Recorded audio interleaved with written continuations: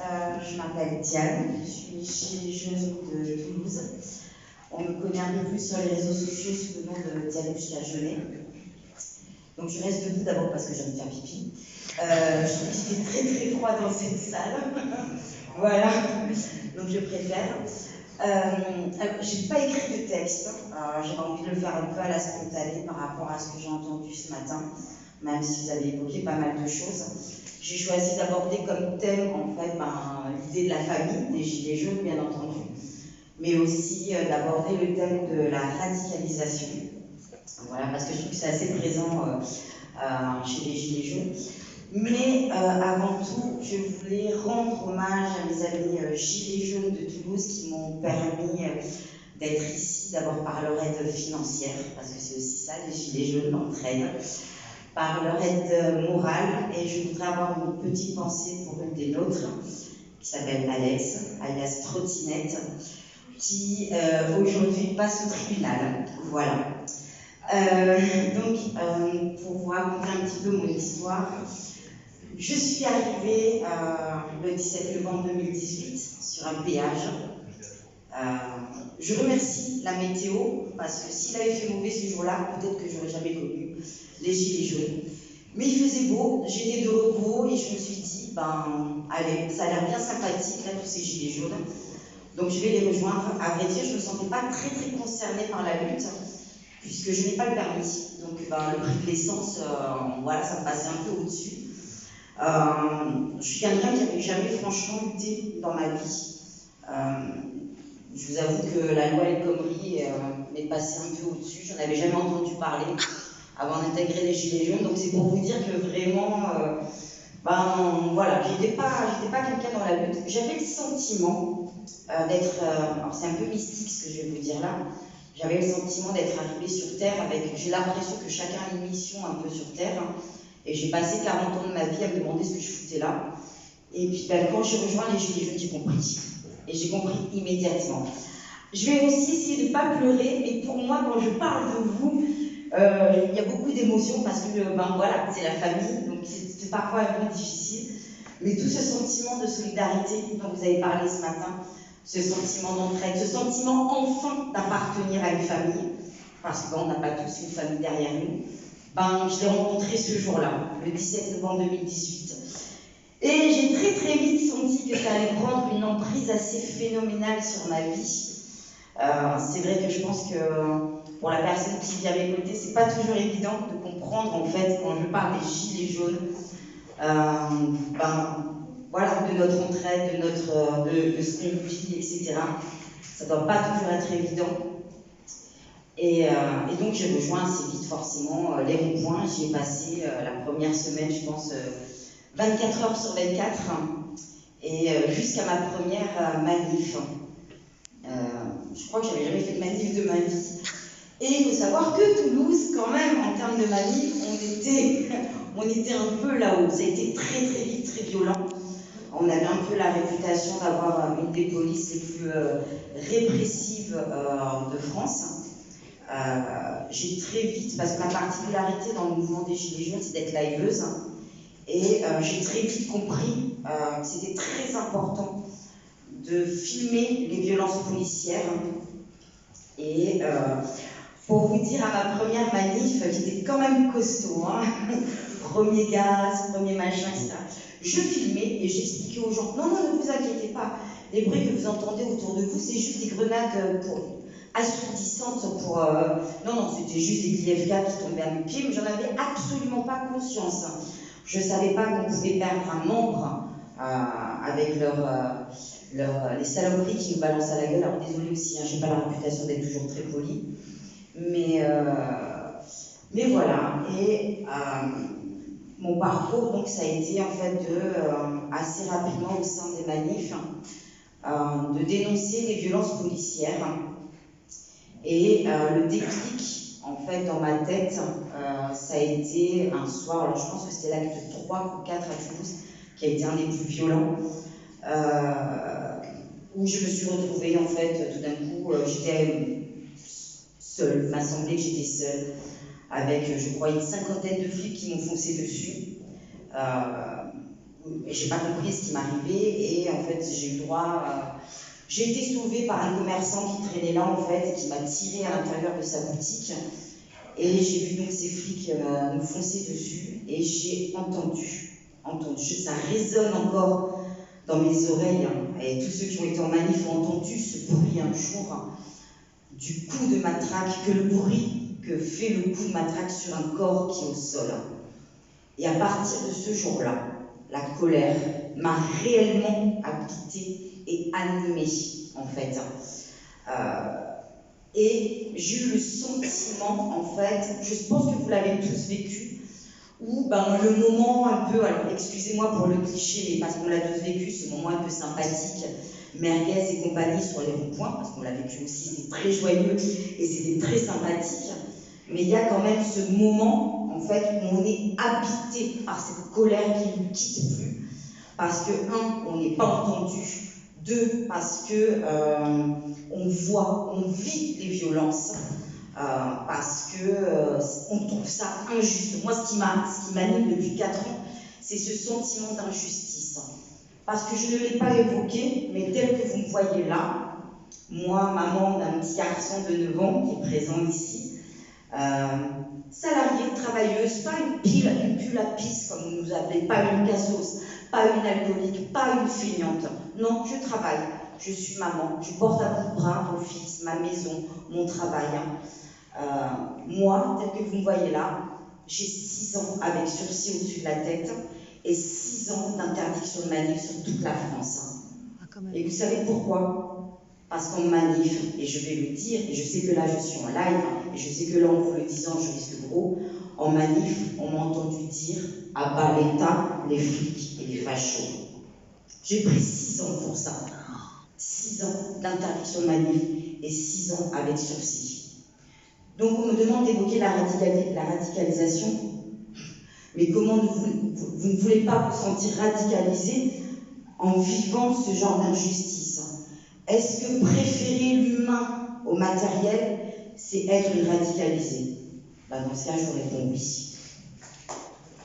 Bien sûr.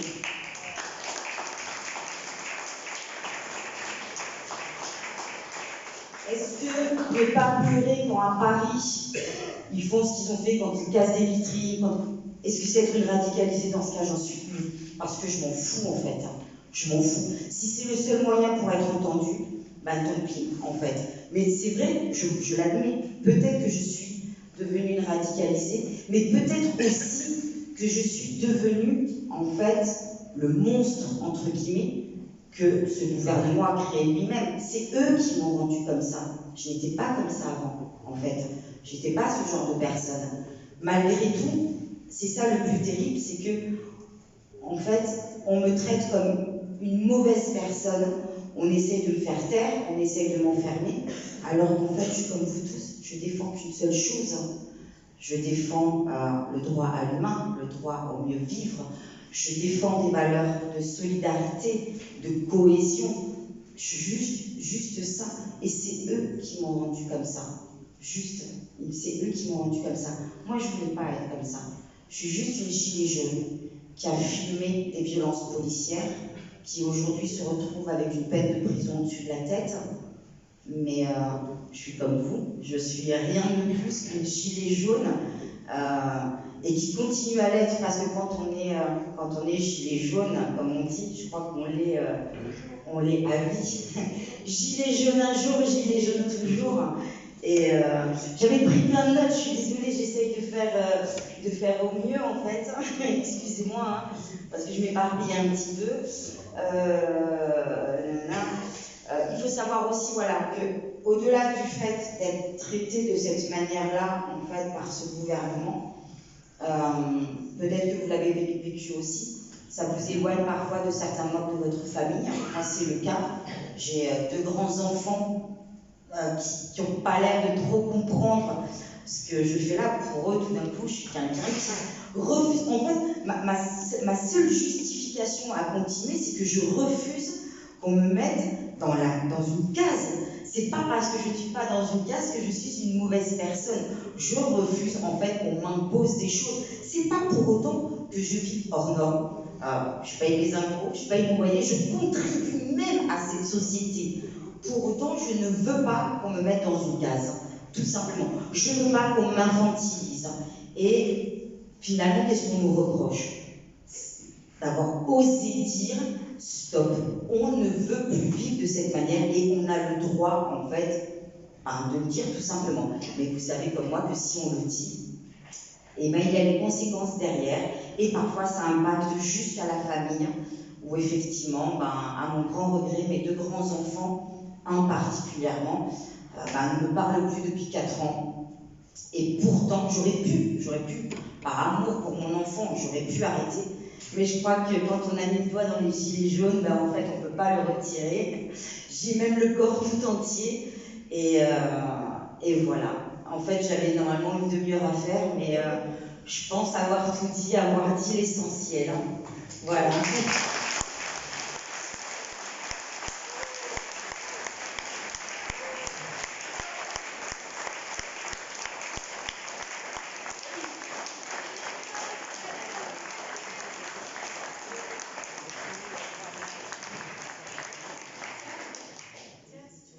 Oui, bien sûr. Justement, je pense que tu as la gentillesse d'offrir aussi D'accord, pas de souci. aux personnes qui sont là, c'est pour la discussion. C'est une question.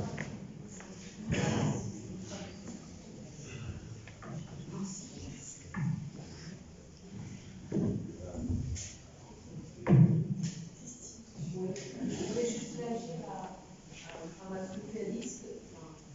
Bon, ça résonne beaucoup.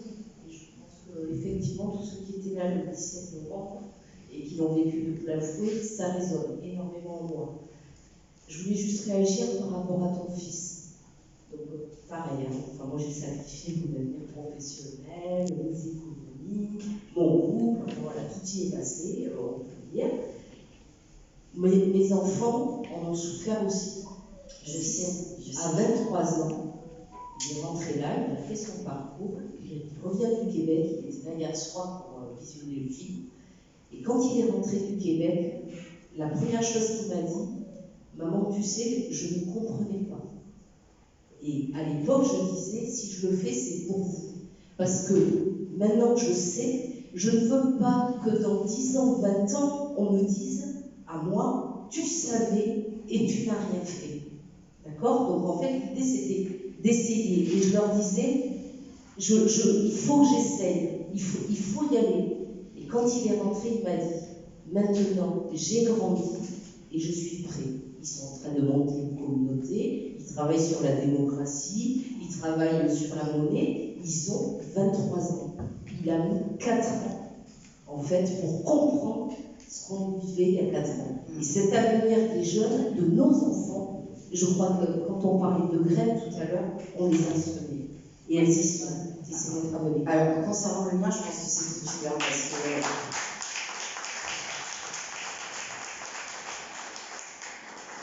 Alors, pour la petite anecdote, mon fils travaille au ministère des Finances. Je pense que c'est cuit. Voilà, clairement, je pense que c'est cuit. Voilà. Mais mon petit, qui est là et qui a 9 ans, un jour m'a dit la plus belle chose. Alors qu'il a vécu, il faut savoir que quand je vous parle de... Voilà, il a vécu avec moi les arrestations, les gardes à vue, etc., etc. Et malgré tout, même s'il en a souffert, parce que... et encore, je ne vais pas vous mentir, moi, les flics ont la gentillesse de me prévenir quand ils vont m'arrêter pour que je puisse m'organiser pour le petit. Et malgré tout, mon fils de 9 ans a continué à me dire « Maman, ta place est en manif ». Donc voilà, mais pour le grand, je crois que c'est mort, malheureusement. C'est comme ça.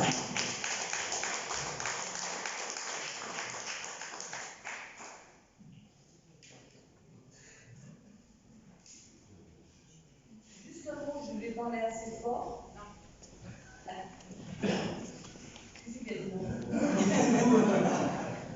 C'est nous. Conchita, mon prénom. La police ne me voit jamais, mais bon, je vais le garder près de...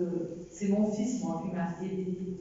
Il a 38 ans et au moment de la sortie des Gilets jaunes, il m'a dit « Maman, mais tu ne vois pas ce qui se passe ?» Et c'est mon fils, qui aujourd'hui a 38 ans, m'a éveillé. Et j'étais dans mon petit carcan, on va peut-être dire bourgeois, je sais pas quoi. Il m'a éveillé. Donc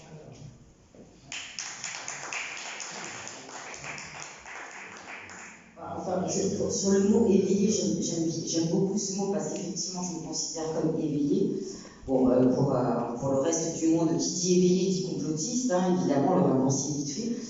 Mais je ne vais pas vous mentir, il y a des jours quand même, et je pense que ça vous a tous fait la même chose, je crois que j'aurais préféré ne pas être éveillé, parce qu'être éveillé, c'est très fatigant quand même. Hein. C'est très très fatigant.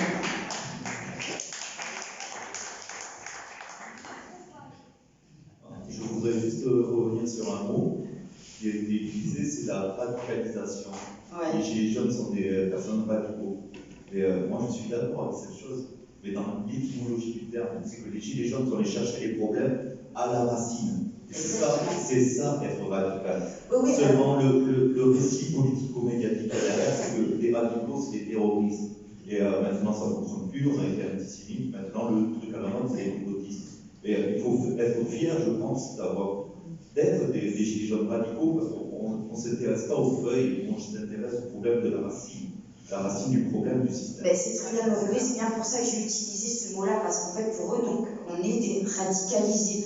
Mais dans l'esprit commun des gens, quand on dit radicalisé, ça veut dire islamo-gauchiste, fichier S, djihadiste et compagnie quand même. Hein. Enfin, moi, quand j'évoque ce mot-là auprès des gens, ils me voient en fait comme un monstre capable voilà, de partir en Syrie demain quand même. Hein. On n'est pas loin de ça en fait. Hein. Non, je vous rassure, pas du tout. J'ai pas l'intention de quitter Toulouse tout de suite. Hein. C'est le récit. Est-ce qu'il y a une dernière prise de parole? Moi, je voulais poser une question. Oui. Donc, Patrick, de Massens, désolé, après bon, tout ce qu'on a fait. Je voulais savoir comment ça se passe sur Toulouse maintenant. Alors, sur Toulouse, oui, c'est vrai que je voulais évoquer ça, j'ai complètement oublié sur l'organisation, si vous en avez parlé beaucoup ce matin, parce qu'on a été quand même très très structurés, nous, en fait. Comment ça se passe aujourd'hui? Je l'ai un peu évoqué au début, c'est qu'en fait, on a subi énormément de répression. Mais ça a été terrible chez nous, vraiment terrible. Je ne connais pas un seul gilet jaune toulousain qui n'a pas fait au moins une garde à vue ou qui n'a pas eu de soucis judiciaires, en fait. Hein, c'est très compliqué. On a un peu souffert de notre réputation, c'est-à-dire que très longtemps, nous avons été la ville où tout se passait, même Paris venait chez nous, enfin ça a été très très mouvementé chez nous, et on a un peu la vue maintenant que rien ne se passe. Alors, les gilets jaunes existent toujours, on n'attend qu'une chose, c'est de ressortir. C'est vrai que je ne l'ai pas évoqué, moi je me permets juste un petit aparté. À côté de ça, on continue à vivre, et ça me permet de faire le lien avec l'intervenant précédent. On existe beaucoup sur les réseaux, c'est-à-dire que nos groupes sont toujours très actifs. Notre système d'entraide, comment en fait on continue à exister? Par l'entraide. Ça c'est un peu le point commun que les Gilets jaunes de France. Hein. Mais la particularité c'est qu'on a créé un réseau d'entraide très très très très fort à Toulouse. Si quelqu'un a faim, il aura à manger dans la minute qui suit, etc.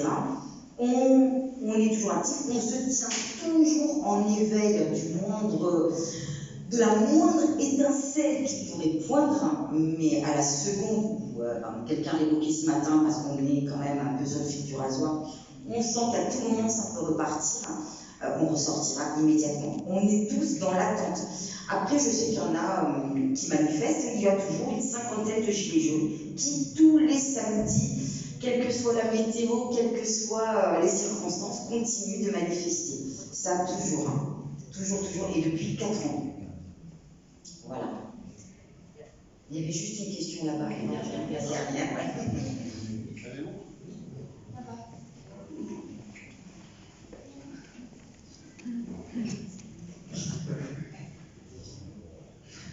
Alors, je voulais simplement rebondir sur l'effet générationnel. Mon père est gilet jaune, moi j'ai... Bravo à lui. Voilà. Et est-ce que je me permets de vous tutoyer? Bien sûr. C'est ça aussi la famille, c'est qu'on se reconnaît les uns les autres. Tu disais que quand tu es arrivé sur un rond-point et que tu as rencontré les gilets jaunes, tu savais ce que tu étais venu faire ici.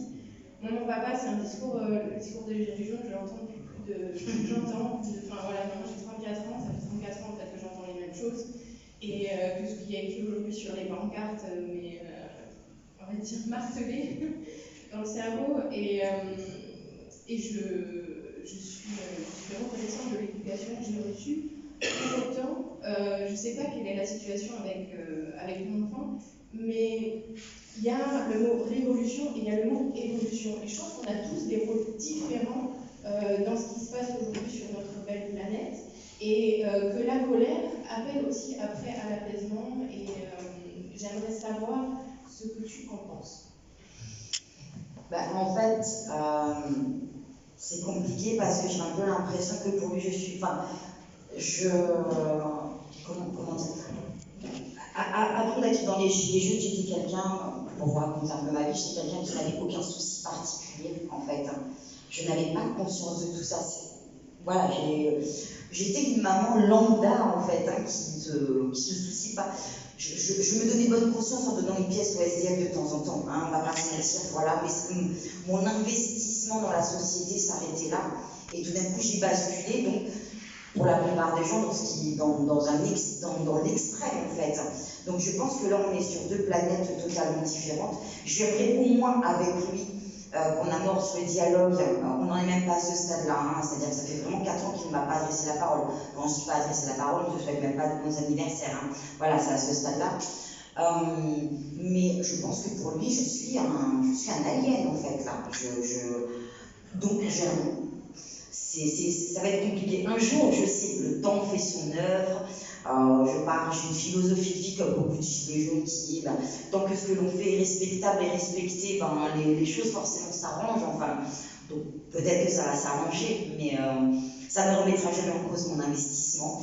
Et de la même manière, je n'ai pas évoqué non plus, mais le fait que la police veuille me faire taire ne changera jamais mon investissement au sein des gilets jaunes. Mais ce que tu me dis là me rassure sur le fait que le petit dernier, visiblement, je l'éduque très très bien. Voilà.